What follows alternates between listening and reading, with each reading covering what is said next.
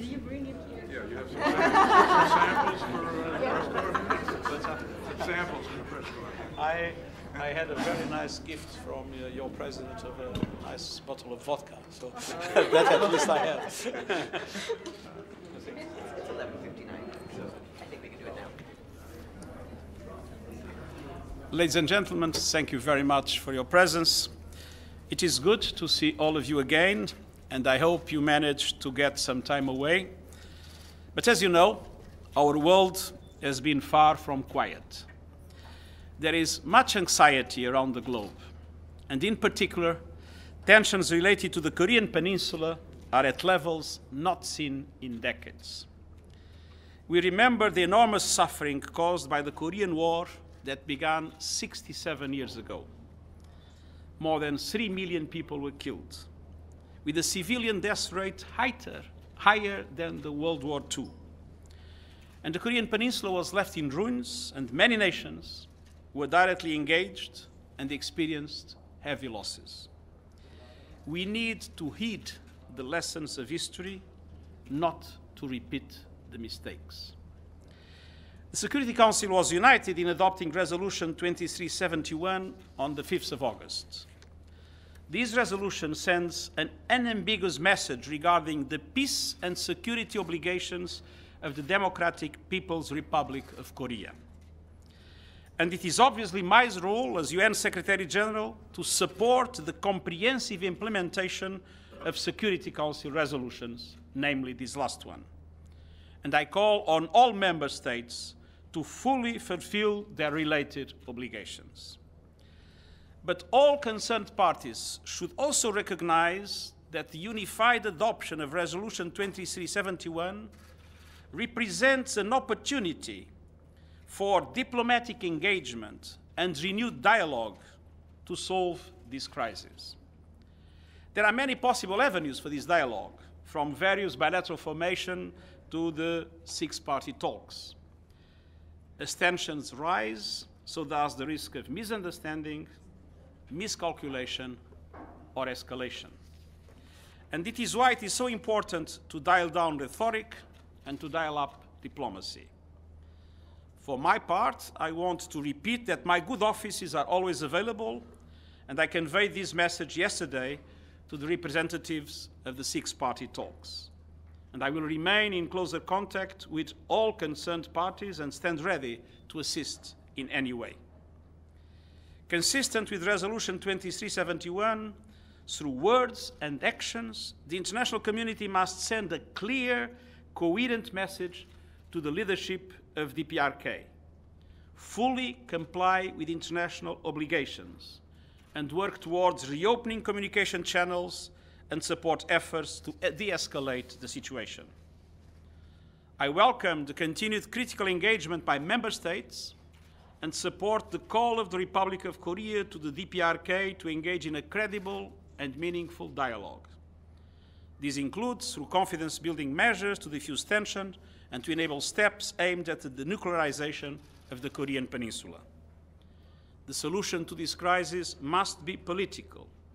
The potential consequences of military action are too horrific to even contemplate.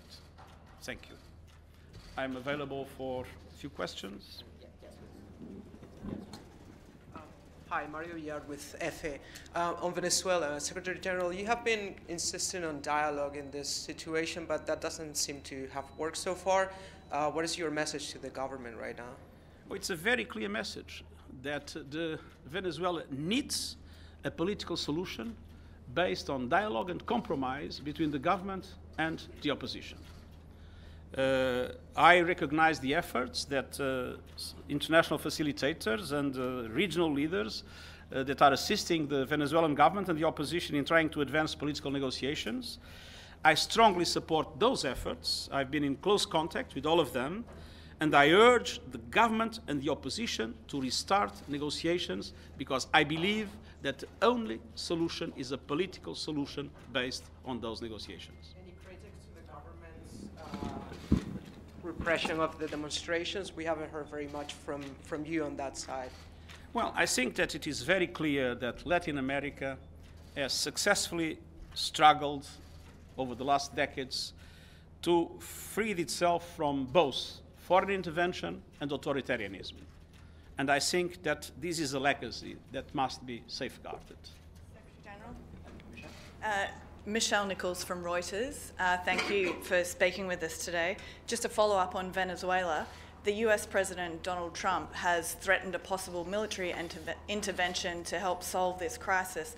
What's your response to that? And also, has Nicolas Maduro become a dictator? And a follow-up on North Korea, ahead of the joint military exercises next week between the US and South Korea, which North Korea tends to see as an escalation of tensions. What's your message to the North Korean leader and President Trump ahead of those exercises? Well, first of all, in relation to Venezuela, I would repeat what I clearly said. Latin America has successfully managed to get rid of both foreign intervention and authoritarianism. And this is a lesson that is very important to make sure that this legacy is safeguarded, and namely in Venezuela, both aspects of it. And in relation to the need of de-escalation, it is clear, but I think it's important to recognize that everything started with the build-up of a potential nuclear capacity and of a number of missiles to be able to deliver that capacity. And so I think that it is essential that the Security Council resolutions are implemented. And based on that implementation, I hope that this will lead to a process leading to a clear de-escalation of all sources of tension in the region. Thanks, Farhan. Secretary General Sherwin Bryce, South African Broadcasting. What is your reaction to President, I'm afraid it's another President Donald Trump question. What is your reaction to the President's remarks yesterday that appear to have given a moral equivalency between neo-Nazi racist hate groups and those that gathered to protest their bigotry? What would you say to the President of the United States today? Well, I do not comment on what presidents say. I affirm principles. And the principles I affirm are very clear. Racism, xenophobia, anti-Semitism or Islamophobia are, as I mentioned yesterday, poisoning our societies. And it is absolutely essential for us all to stand up against them everywhere and every time. And I think that speaking as Secretary General, I should speak for the whole world, but speaking as a European, if there is something I am proud as a European, is the contribution that Europe gave to world civilization with the values of the Enlightenment, tolerance, the respect for the other, the importance of the recognition of diversity, and to be able to stand for these values and to, at the same time, to condemn all forms of irrationality that undermine those values is essential at the present moment, be it in the United States or everywhere else in the world. Unfortunately, these demons are appearing a little bit everywhere. Herman? Yes. Monsieur le Secrétaire Général, une question en français. Le rapport des experts sur la RDC fait des révélations accablantes, impliquant même le gouvernement. Vous allez rencontrer dans quelques heures le ministre des Affaires étrangères. Quel est votre message? Et seriez-vous prêt pour un éventuel report des élections, puisque apparemment c'est le plan B de la situation en cours? Non, je dois vous dire que j'ai envoyé hier au Conseil de sécurité le résumé de ce rapport. Le rapport sera envoyé et aux familles que je salue et que je recevrai aussi en leur témoignant toute ma solidarité et aux pays concernés. C'est clair dans ce rapport que les deux experts sont des victimes innocentes. Ils n'ont rien fait qui puisse contribuer à ce crime intolérable. Et c'est naturellement mon intention de tout faire dans les contacts et avec le gouvernement du Congo et avec le Conseil de sécurité pour que les criminels soient punis. Et je suis prêt à discuter et avec les uns et avec les autres les formules pratiques de travail, de follow-up, pour permettre que cette accountability, cette prestation de compte soit garantie. Après les consultations que je ferai avec le Congo et avec les membres du Conseil de sécurité, je présenterai des propositions adéquates. Last question. Richard. Mr. Secretary, we don't see you often. I guess I want to know, how much pressure do you get from the U.S. government to not speak? This has happened with your predecessor, but also what is it like in these unprecedented times for you to represent the United Nations with a totally different U.S. president who means a lot in what the U.S. government offers to the UN? I know you don't want to quote what he has said, but this has to affect you and the institution. What is the impact? Well, I have received no pressure at all not to speak. We had in a previous meeting discussed that I had probably too much of a low profile, and I said that I was going to correct that.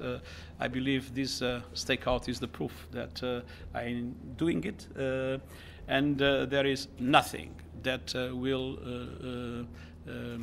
influence me not to affirm the values that I consider the essential values of the Charter and the essential values of our common civilization. And whenever necessary, I will say whatever I believe is necessary, independently of the fact that that might be not pleasant for the president of this country or any other country. NLAP saying UN bribery verdict. Do you have any comment on the NLAP saying UN bribery case? There was a verdict. There was a verdict of 6 guilty counts. Bribery.